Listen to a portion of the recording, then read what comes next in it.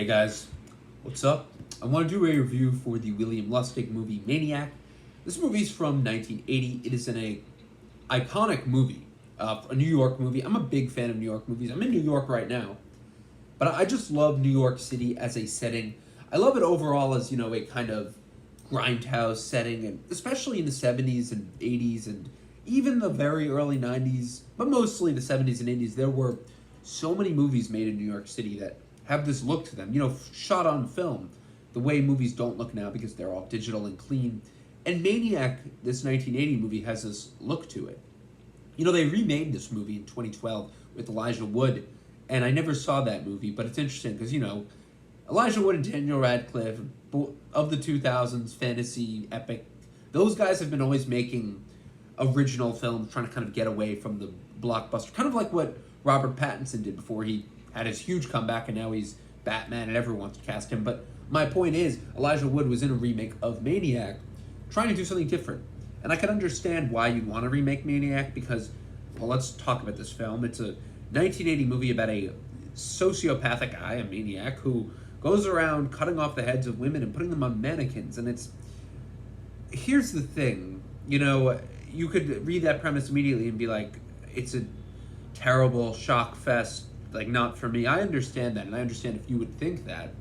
But there are movies that explore these exploitative grindhouse elements in artsy ways. I only say that because there's movies like Zombie, for instance, 1979 Zombie, which is a classic of the genre.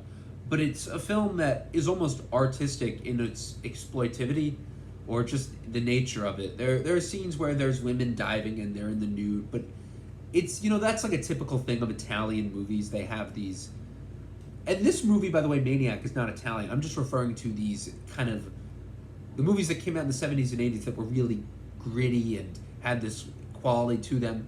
But some of them were artsy, is my point. There were American ones, too, that were artsy. Like Zombie, the Italian zombie movie it had this beautiful shot of a woman swimming underwater. And yeah, there was nudity, yeah, there's then violence, but the director of that movie built in so much just passion. That was Lucio Fulci. And now there is Maniac, William Lustig.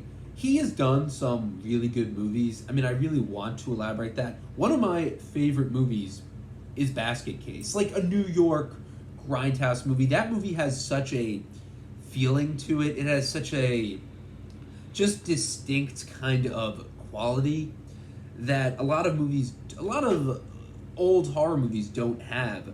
And I mean, it just utilizes practical effects. It is a comedy. It's and by the way, that was not William Lustig. That was actually Frank Henenlotter.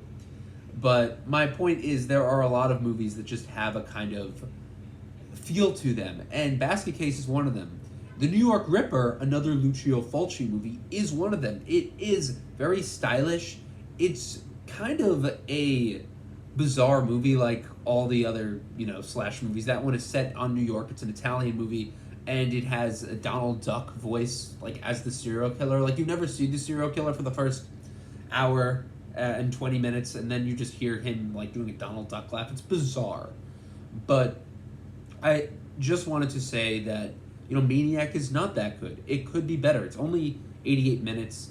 It's very short, but it isn't the best. A lot of people do like this film, like, as a cult classic. I just think it's not one of my favorites because the score is kind of plain. The visuals are fine, but I just think there's more interesting films out there.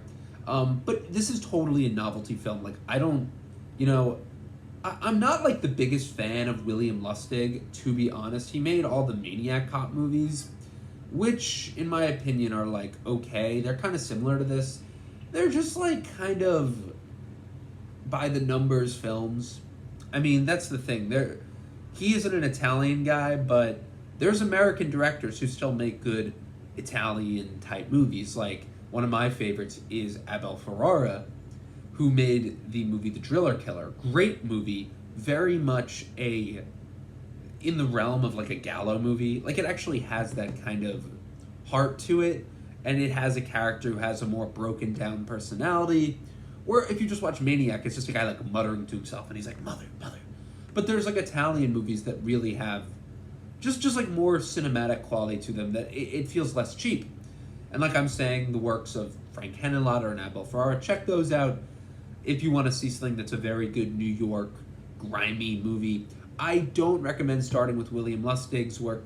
I just think it's a little cheaper, the feeling of it, but it has its own charm to it.